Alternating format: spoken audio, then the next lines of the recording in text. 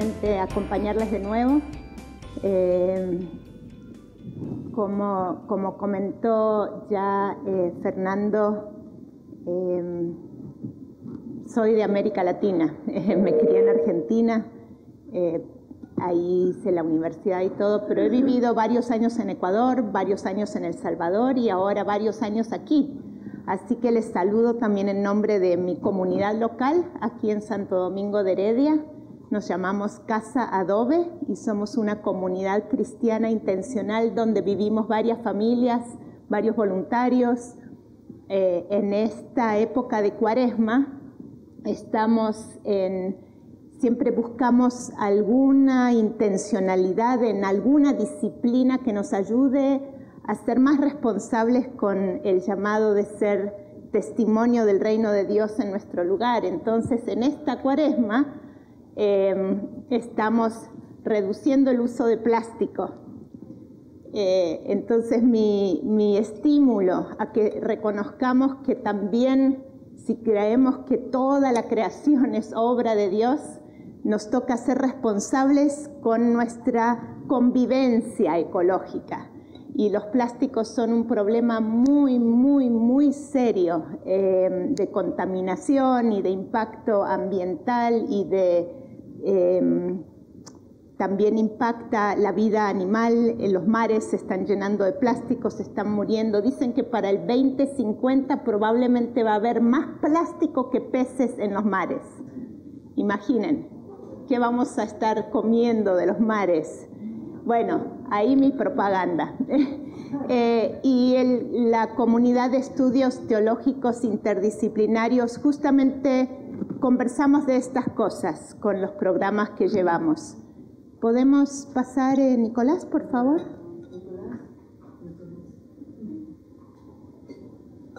Bueno, este es el título del capítulo que voy a reseñar muy brevemente, porque realmente merece ser leído. El legado de la Reforma para América Latina es una breve reseña del capítulo presentado por René Padilla. ¿Podemos pasar? Y les cuento algo que no está en el libro. Yo titulo esto un poco el atrevido llamado de un converso. ¿Por qué? Porque René Padilla, esto es algo que solo los que estamos en la interna sabemos, pero él se crió en Colombia en un momento denominado la violencia, un tiempo en el cual la Iglesia Católico Romana, muy fanáticamente católico romana, no permitía el libre ejercicio de la fe protestante. Y entonces este niño fue de hecho apedreado por no querer rezar el Ave María en la escuela pública. Por esa matriz también cuando sus hijas visitaron una iglesia católico romana con sus amigas del colegio, este señor dijo: ¿y por qué van a ir a una iglesia católico romana? Porque tenía todavía la resistencia y de la experiencia que había tenido de niño de una iglesia católico romana no reformada. Hoy, el año pasado, en octubre, para la celebración de la Reforma, este mismo señor participó como predicador en un culto ecuménico, cristianos de todas las tradiciones, católico-romanas, protestantes históricas, evangélicas, pentecostales, y este culto se realizó en la catedral, un lugar de mucha importancia, en la catedral de San Isidro en Buenos Aires. Una conversión de un rechazo y de un temor y de una reticencia con respecto a la iglesia hermana a la posibilidad de una colaboración y de un aprendizaje conjunto como hermanos y hermanas en Cristo y de una búsqueda de una reforma constante en la vivencia de lo que es ser iglesia. Eso como un poquito de trasfondo. Ahora vamos sí al contenido. Bueno, aquí está la foto para que ubiquen al autor, René Padilla. Ahí está con el grupo de la Junta Directiva y el equipo de trabajo de SETI. El legado de la Reforma.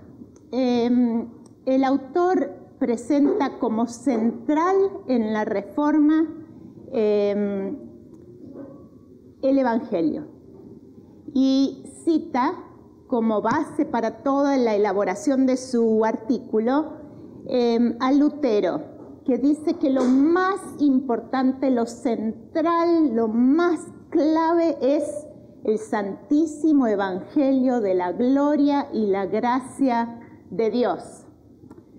Entonces la pregunta que postula el autor es de qué manera realmente se está encarando y promoviendo este Evangelio en este momento. Si este es el legado central de la Reforma, el Evangelio, ¿cómo se está vivenciando eso en el ambiente de la Iglesia católico-romana por un lado y en la Iglesia protestante por otro? Entonces, respecto a la Iglesia católico-romana, identifica ciertas expresiones actuales y de los últimos años, especialmente desde Vaticano II, en los cuales la Iglesia católico-romana está demostrando una aceptación y una verdadera toma de responsabilidad con respecto al Evangelio. Por ejemplo, una búsqueda y un reconocimiento de que la justificación, la salvación viene por la fe. También el hecho de que se está recobrando el Cristo de los Evangelios. En algunas vetas católico-romanas se está regresando a decir aquí no es el Papa, no es la jerarquía, aquí es Cristo, aquí es el Cristo que encontramos en los Evangelios. Y también entonces el reconocimiento del sacerdocio de todos los cristianos, aún siendo una iglesia jerárquica como es la católico-romana, todavía hay vetas y expresiones donde se reconoce el valor de que cada hijo e hija de Dios es parte de su trabajo en el mundo y por lo tanto sacerdotes, al sacerdocio de todos los cristianos, que fue fundamental en la Reforma, y pone como ejemplo claro los movimientos de las comunidades de base, donde hay personas laicas, o sea, no formados formalmente como clero, no son sacerdotes, no son curas, no son padres, son hombres y mujeres que participan activamente en la vida comunitaria como muchas de nuestras iglesias. Entonces ejemplifica este legado de la Reforma y cómo ella caló hondo en algunas vetas de la Iglesia católico-romana, particularmente en las comunidades de base. Por otro lado, también explica muchas expresiones de rechazo al Evangelio por la tradición católico-romana. ¿Podemos pasar el siguiente, por favor? Y representa algunas de las posturas que toman como la única manera de encontrar salvaciones a través de pertenencia a la Iglesia católico-romana. La exclusividad es la única que tiene realmente la verdadera fe, ¿no? Y todos los demás, como varios de nosotros, estamos no somos susceptibles de salvación porque no somos parte de la iglesia, ¿no? También menciona el hecho de que para muchas expresiones católico-romanas el dogma es incambiable, viene declarado y es así y no se logra, ni se hace falta contextualizar porque es incambiable. Y enfatiza la jerarquía eclesiástica, el Papa, todas las autoridades, y el resto de la gente es simplemente asiste a la misa, hace la confesión si es que la hace, y entonces no hay protagonismo de todo el pueblo de Dios, sino que se descansa en el lugar, el valor, la autoridad de la jerarquía. Y finalmente, en contraste con los lugares donde el Evangelio caló hondo en la Iglesia Católica Romana, el contraste lo presenta el negociado, la acomodación con los poderes del día. Yo me crié en Argentina, esto no está en el capítulo, pero les cuento que yo en mi adolescencia hubo un gobierno militar, una dictadura muy fuerte que desapareció a decenas de miles de personas. ¿Dónde estaba la iglesia, los jerarcas de la Iglesia Católica Romana en esos días?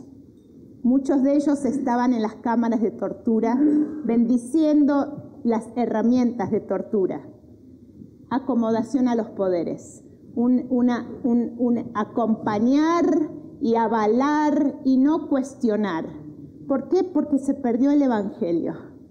Entonces este es un cuadro que presenta el autor, es hasta dónde caló hondo, hasta dónde impactó el Evangelio a la Iglesia Católica Romana en las últimas décadas. Hay aspectos positivos, hay aspectos negativos. Vamos al siguiente. La misma pregunta se hace el autor con respecto a las iglesias protestantes o evangélicas.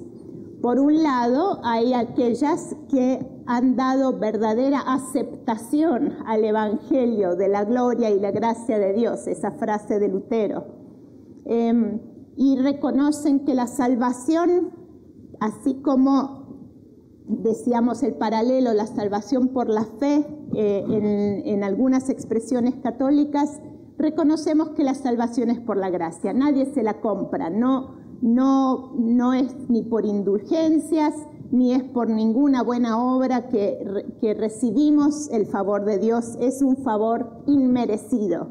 La centralidad de la palabra para quienes han permitido, las iglesias evangélicas que han permitido que el Evangelio realmente cale hondo, la palabra es central, la Biblia es importante, la estudiamos, la traducimos, la tratamos de entender, la volvemos a reemplazar, hacemos devocionales, nos involucramos con la palabra porque creemos que es palabra de Dios para hoy también. El sacerdocio de todos los cristianos, nuevamente la posibilidad de que siendo hombre o mujer, niño, joven, niña, persona con alguna limitación, todos y todas somos protagonistas en el trabajo de Dios en su mundo. Somos parte de su misión, somos parte de su trabajo y no hay nadie que no tenga un don, por lo menos un don del Espíritu para servicio y la edificación del cuerpo y el servicio en el mundo.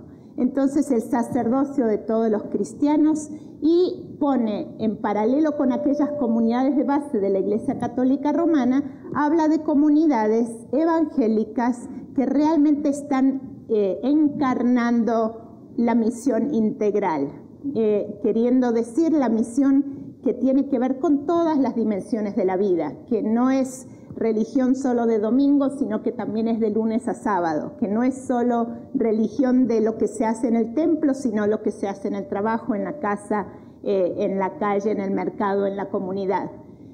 A eso se refiere.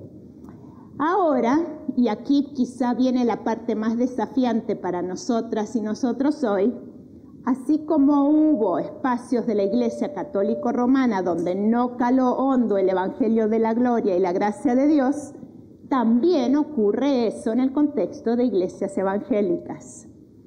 Y entonces, si por un lado aceptar ese Evangelio es reconocer que la salvación es por la gracia, ¿qué pasa hoy con estas iglesias donde se nos anima a sembrar para recibir la bendición de Dios?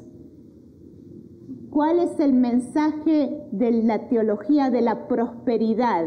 Que está diciendo, vos aportás y luego recibís los beneficios. ¿Eso es gracia? ¿Eso es salvación por la gracia y la fe? ¿O estamos promoviendo otro evangelio que no es tal?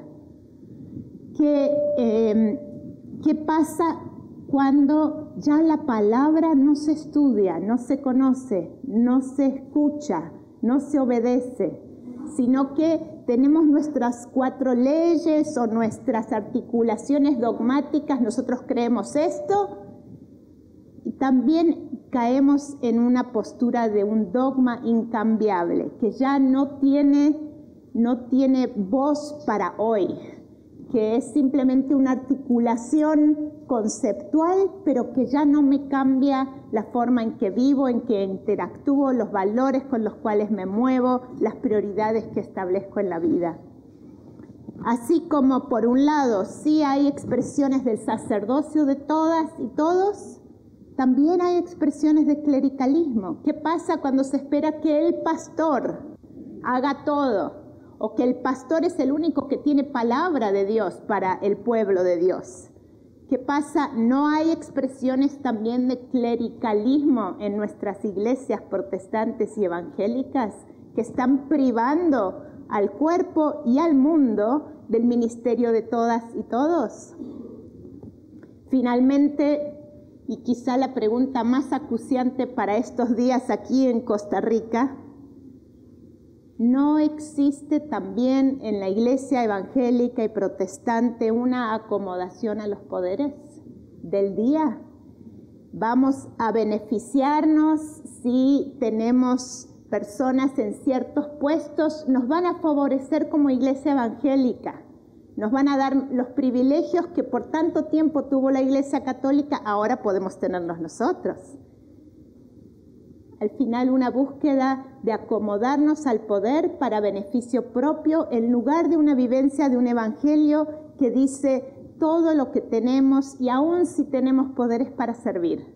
No es para beneficio personal, es para servicio al reino de Dios y su justicia. Entonces ahí surgen, aunque él no las postula específicamente para Costa Rica, pero surgen preguntas para todos y todas en esta mañana. Un par de citas que resumen un poco la conclusión, evangelio e iglesia. La iglesia es la comunidad mesiánica al servicio del Trino Dios. O sea, es una comunidad mesiánica en el sentido de que Cristo es central, el Mesías, el ungido de Dios está en el centro. Al servicio del Trino Dios reconocemos a la Trinidad, la comunidad de amor, Padre, Hijo y Espíritu Santo, los primeros frutos de una nueva humanidad llamada a manifestar la soberanía del Señor Jesucristo sobre la totalidad de la creación y sobre cada aspecto de la vida humana. Eso somos como congregaciones locales, eso somos como iglesia en Costa Rica, la comunidad mesiánica, la comunidad que manifiesta la soberanía de Jesucristo, no los valores del mercado, no los valores de una sociedad de consumo, sino la soberanía de Jesucristo, no solo sobre los asuntos religiosos, sino sobre todas las dimensiones de la vida y cada aspecto de la vida humana. Y otra cita, hablando ya de evangelio, iglesia y misión, si eso somos, si somos esa comunidad, entonces la misión incluye el anuncio del evangelio, la denuncia de los males y la acción que busca la restauración de la vida humana en todos sus aspectos. Entonces no es solamente predicar el evangelio, es también el evangelio demanda denuncia de todo aquello que no concuerda con la voluntad de Dios en el mundo, y no es solo cuestión de palabras, es cuestión de vida. La última. Entonces ese es el desafío para nosotros y nosotras hoy, es encarnar, vivir, vivenciar en todas las dimensiones de la vida este santísimo evangelio de la gloria y la gracia de Dios. Hay una más, creo. Bueno, esto demanda que el desafío final con el que cierra el capítulo es: esto demanda una constante renovación individual y comunitaria. Nunca podemos decir que hemos llegado, porque siempre hay algo nuevo que encarar, porque nosotros mismos necesitamos esa reforma constante para que podamos vivir el evangelio.